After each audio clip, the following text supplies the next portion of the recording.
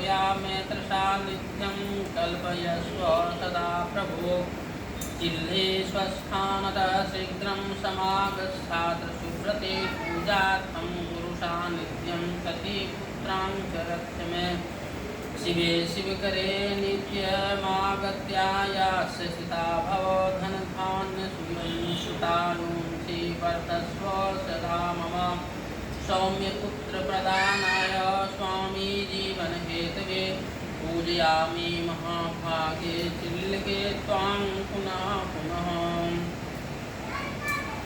रूपसम्पत्ति सौभाग्यवर्धनाय सदा मम मत तेषां प्रियां पूजां गृहाणेह कृपा कुरु। बोले जितवाहन भगवान की जय, लक्ष्मी माता की जय। एक बार नैमिषारण्य के निवासी ने ऋषियों से संसार के कल्याणार्थ सूत जी से पूछा कि हे सूत जी, कल युग में लोगों के बालक किस तरह से दीर्घायु हों, हमें कहिए। तब श्री सूत जी बोले कि जब द्वापर का अंत और कलयुग का आरंभ था, उसी समय बहुत से शोकाकुल स्त्रियां ने आपस में सलाह की कि क्या इस कलयुग में माता के जीवित रहते पुत्र मर जाएंगे। जब वे आपस में कुछ निर्णय नहीं कर सकी, तब गौतम जी के पास पूछने के लिए गई। जब उनके पास पहुंची तो उस समय गौतम जी आनंद के साथ बैठे थे। उनके सामने जाकर के उन्होंने मस्तक झुका करके प्रणाम किया। तदंतर स्त्रियों ने पूछा कि हे प्रभु, इस कलयुग में लोगों के पुत्र है, इसके लिए कोई व्रत या तप हो तो कृपा करके बताइए। इस तरह उनकी बात सुनकर के गौतम जी बोले कि मैं आपसे वही बात कहूँगा जो मैंने पहले से सुन रखा है। गौतम जी ने कहा कि जब महाभारत युद्ध का अंत हो गया और द्रोण पुत्र अश्वत्थामा के द्वारा अपने बेटों को मरा देख करके सब पांडव बड़े दुखी हुए, तो पुत्र के शोक से व्याकुल होकर के द्रौपदी अपने सखियों के साथ ब्राह्मण श्रेष्ठ धौम्य के पास पहुंची और उसने धौम्य ऋषि से कहा कि हे विप्रेंद्र, कौन सा उपाय करने से बच्चे दीर्घायु हो सकते हैं, कृपा करके हमें समझाइए। तब धौम्य ऋषि बोले कि सतयुग में सत्य वचन बोलने वाला, सत्याचरण करने वाला समदर्शी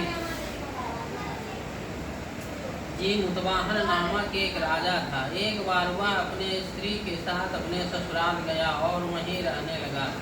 एक दिन आधी रात के समय पुत्र के शोक से व्याकुल कोई स्त्री रोने लगी, क्योंकि वह अपने बेटे के दर्शन से निराश हो चुकी थी।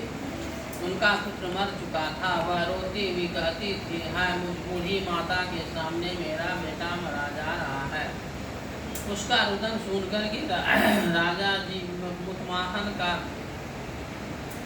हृदय विदीर्ण हो गया। वह तत्काल उस स्त्री के पास गया और उससे पूछा, तुम्हारा बेटा कैसे मरा है। तब बूढ़ी माता ने कहा कि गरुड़ प्रतिदिन आकर के गांव के लड़के को खा जाता है। इस पर दयालु राजा ने कहा, माता अब तुम रो मत, आनंद से बैठो, मैं तुम्हारे बच्चे को बचाने का यत्न करता हूँ। ऐसा कहकर के राजा उस स्थान पर गया जहाँ गरुड़ आकर के प्रतिदिन मांस खाया करता था। उसी समय गरुड़ भी उस पर टूट पड़ा और राजा के शरीर का मांस खाने लगा। जब अतिशय तेजस्वी गरुड़ ने राजा का बायां अंग खा लिया तो झटपट राजा ने अपना दाहिना अंग घेर करके गरुड़ के सामने कर दिया। यह देख करके गरुड़ जी ने कहा, देव जोनियों में तुम कौन हो? तुम मनुष्य तो नहीं जान पड़ते हो। अच्छा अपना जन्म और कुल बताओ। पीड़ा से व्याकुल मन वाले राजा ने कहा कि हे पक्षीराज गरुड़, इस तरह के प्रश्न करना आपको व्यर्थ है। तुम अपनी इच्छा पर मेरा मांस खाओ। यह सुनकर के गरुड़ रुक गया और बड़े आदर से राजा के जन्म और कुल की बात पूछने लगे। तब राजा ने कहा, मेरे माता का नाम शैव्या है और मेरे पिता का नाम शालिवाहन है।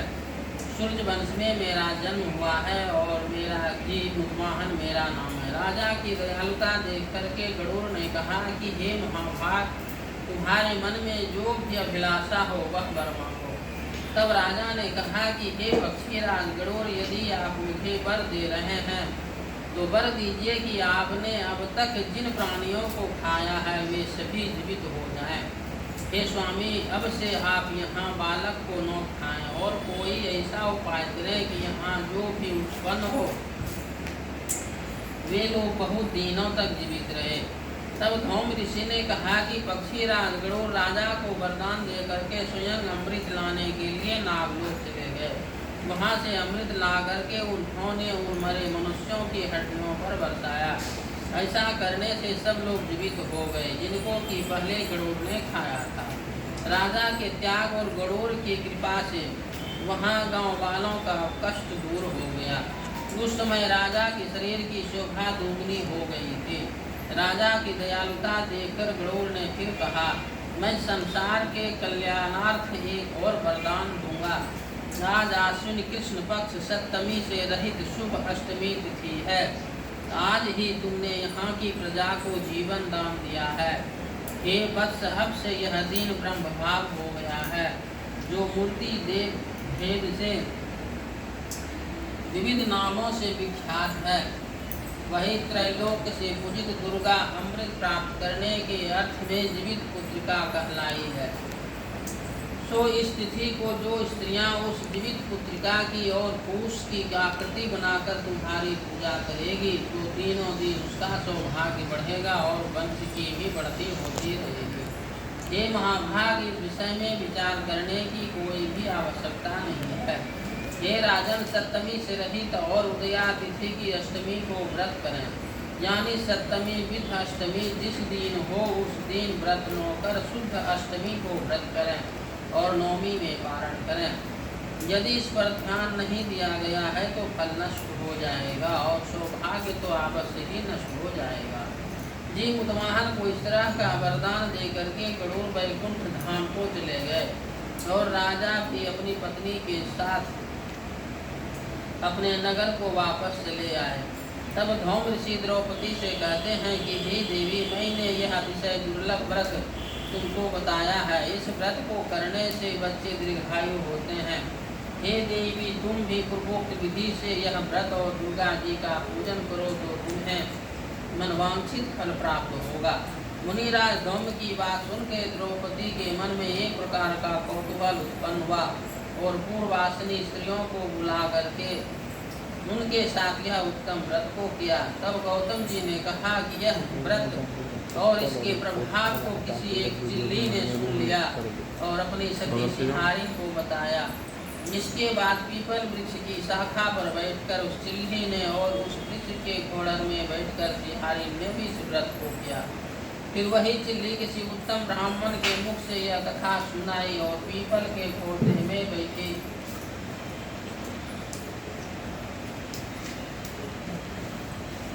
बैठी हुई अपनी सखी सियारिन को सुनाया। सियारिन ने आधा कथा सुनी थी कि उसे भूख लग गई और वह उसी समय सब से भरे हुए शमशान में पहुंची। वहां उसने इच्छा भरमांस का भोजन किया और चिल्ले बिना कुछ खाए पिए रह गई और सवेरा हो गया। सवेरे वह गौशाले में गई और वहां गौ का दूध पिया। जिस तरह नवमी को उसने पारण किया। कुछ दिनों के बाद वे दोनों मर गई और अयोध्या में किसी धनी व्यापारी के घर में जन्म ली। संयोग से उन दोनों का जन्म एक ही घर में हुआ, जिसमें सिहारिन में बड़ी हुई और चिल्ली छोटी बहन हुई। वे दोनों सभी शुभ लक्षणों से युक्त थी। इसीलिए बड़ी लड़की काशी राजा काशी राज के साथ और छोटी उनके मंत्री के साथ अग्नि के सामने विधि पूर्वक आई गई। पूर्व जन्म के कर्म से वह मृगनयनी रानी हुई।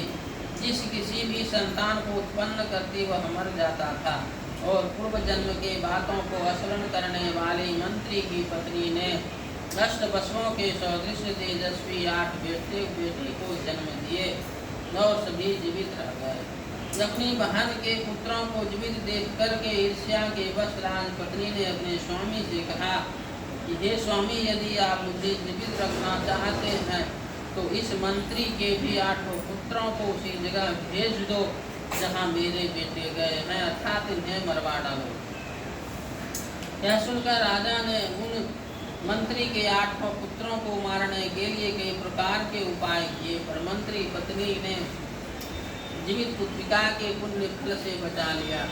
एक दिन राजा ने अपने आदमियों से उन 8 का सिर कटवा करके पिटारी में रखवाया और वह पिटारी उनकी माता मंत्री पत्नी के पास भेज दिया, किंतु वे 8 सिर बेशकीमती जवाहरात हो गए और भले चंगे वे 8 लड़के अपने माता पिता के पास वापस ले गए। उनको जीवित देख करके राजपत्नी को बड़ा विस्मय हुआ। अंत में वह मंत्री की पत्नी के पास आई और उनसे पूछा कि हे बहन, तुमने ऐसा कौन सा पुण्य किया है जिसके बार बार मारे जाने पर भी तुम्हारे बेटे नहीं मरते हैं। इस पर मंत्री की पत्नी ने कहा कि हे बहन, मैं पूर्व जन्म में चिल्ल थी और तुम सियारिन थी। दोनों ने व्रत किया था, तुमने व्रत के नियमों का भले भांति पालन नहीं किया था और मैंने किया था।